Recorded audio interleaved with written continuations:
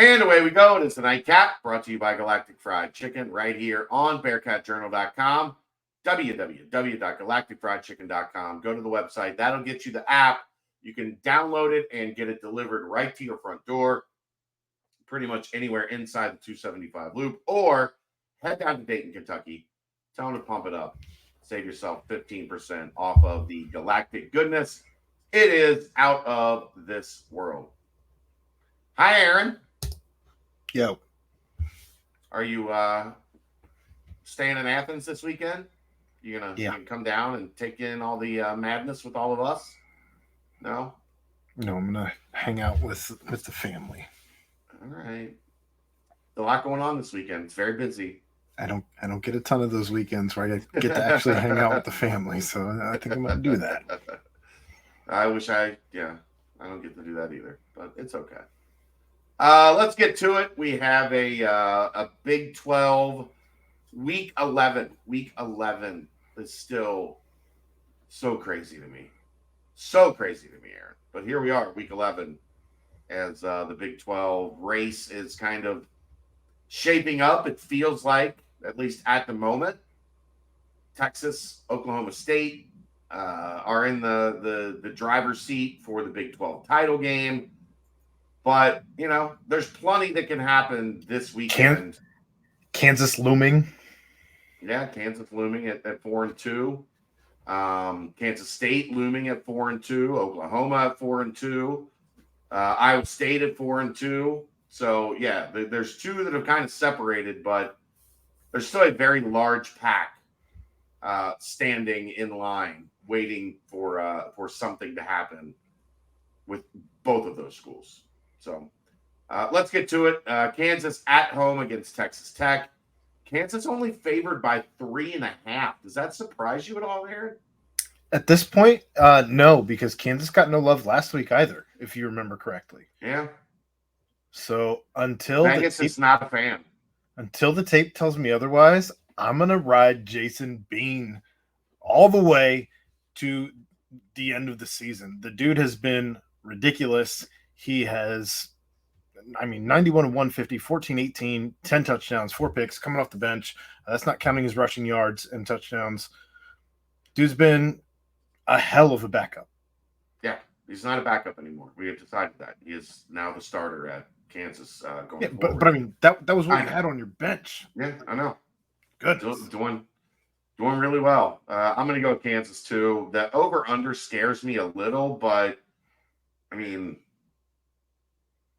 don't know. I might be inclined here to take the under, thinking this one will be in the 50s. Maybe I'll be wrong on that. I'm going to say Kansas as well. Take the points, and I think it's going to be over. I think Kansas is going to put up 42, 45. Wow. Kansas State hosts Baylor. That first game is noon on FS1. Kansas State and Baylor on ESPN+. The line is Kansas State 20.5. Look, man, that said, the only team I've seen that looked as mid as Cincinnati and UCF was Baylor. I'm laughing because I wonder what the spread would be if Cincinnati was going to play at Kansas State right now. I think it would be more. 22.5. Yeah, that one's a bit surprising. I don't know. I might take Baylor and the points here. That's a lot of freaking points, man. 55.5 is the over under though. Oh man, that is a lot. Right? To hell with that. Well, if Baylor wins by 20, they better, or if Kansas State wins by 20.5, the over better hit. Yeah, there is that. Well, maybe Baylor's offense is a little putrid. That said, give me the points and the over. I think both are going to hit, and Kansas State's going to embarrass Baylor, much in the same way they embarrassed Houston. You're in the Big 12 over club. You think all of these games are going over just because of offense in this league being pretty good. It is that. UCF hosts Oklahoma State. Oklahoma State's favored by 2.5. What do we? This is the week. Like, this has to be a trick. That has to be 12.5, and we're just not seeing it right. Because of the bounce house being such an electric atmosphere, right? Maybe when they're 10-0. This is the easiest bet of the week. 2.5. Oklahoma State all day. Give me Oklahoma State all day and hammer it. Go more than one unit. Let's see what two things we have in play here. One, the best running back in the country. Arguably. Two, one of the worst defenses against the run in all of America. Inarguably. Oklahoma State's favored by 2.5. But now, again, the Oklahoma State pass defense is dreadful and I don't know. Yeah, I don't know. UCF's pass offense is so electric as well. Right. Anyway, 64.5 is a little big for my britches. I will say out of the under. I will say under on that, but 2.5 hammer Oklahoma State. Yeah, you want to bet your salary on Oklahoma State in that game? I can't afford to do that. I finally have a non-dented fridge installed today. So we're good. We got it. You sure? I'll do it. Look, we got Christmas coming up. I can't be just willy-nilly just out here throwing salaries, a month of salary around. No. I won't take it out until like March. I got to pay taxes. I don't make enough to not have to pay taxes. I got to pay taxes. No, you make enough to not have to pay. Yeah, you make enough. No, you don't. It's right there. It's close. West Virginia goes to Oklahoma. Oklahoma favored by 13.5. Over under 58.5. I might be tempted. I think West Virginia can keep that closer than 2 touchdowns, don't you? I think West Virginia's got enough to surprise. I won't say they will win. I wouldn't bet the money line on West Virginia, but I will say that I think they beat the cover. They beat the cover. 13.5 is a lot. It's down to 13, according to what I'm looking at on ESPN. Or no, it is. You're right. It is. It's 13. That's my bad. And then 58.5 is the over-under. Under? I think under 2. I think it's going to be both teams in the 20s, mid-20s. I think it's going to be a rock fight. And yeah. Texas at TCU. Texas favored by a touchdown, over under 53.5. Give me the points.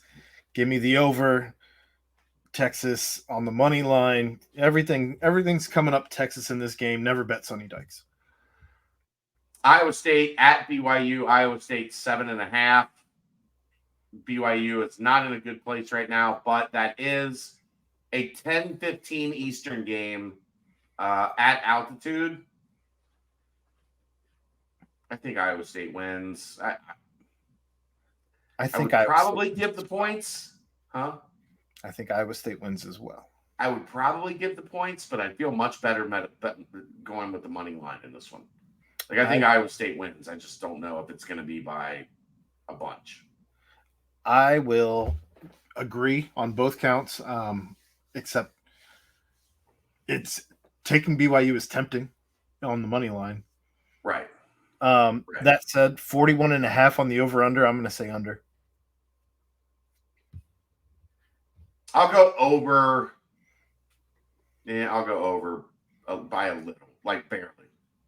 Like, that's why they do these. They're pretty good at it. Like 42. If the over hits, it's going to be real close to 41.5. Basketball last night, Baylor and Auburn.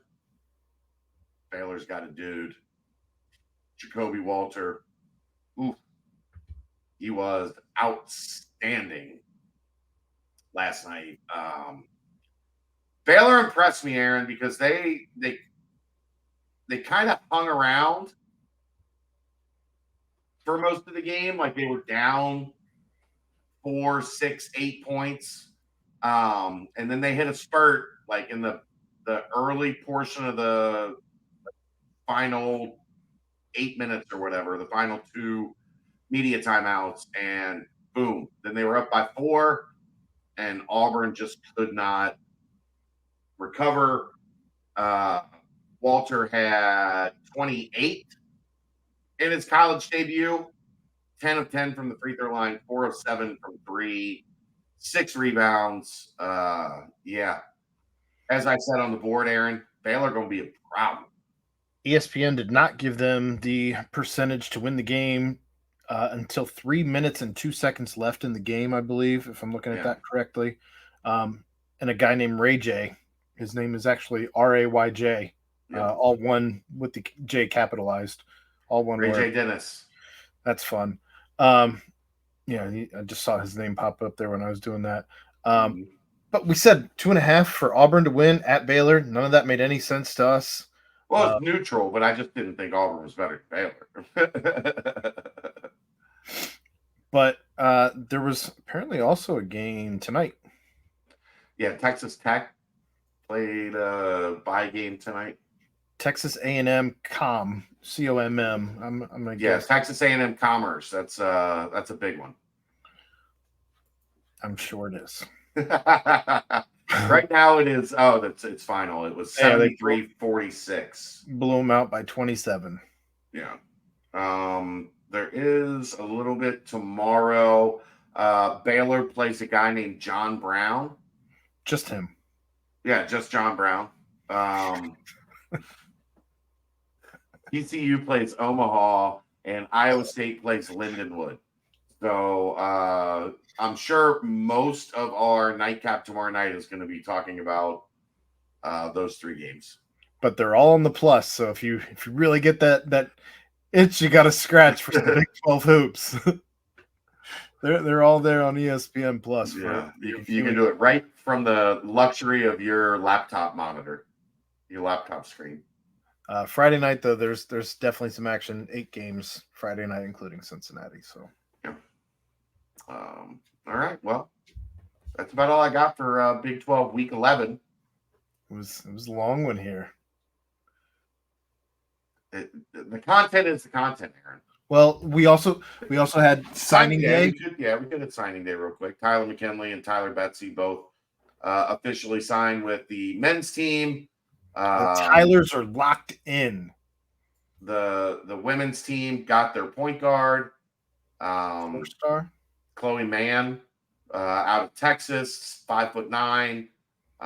Some places have her as high as like top 30 in the country. So a huge get for Katrina Merriweather and Abby Jump and the women's crew to kind of jumpstart their first real recruiting class.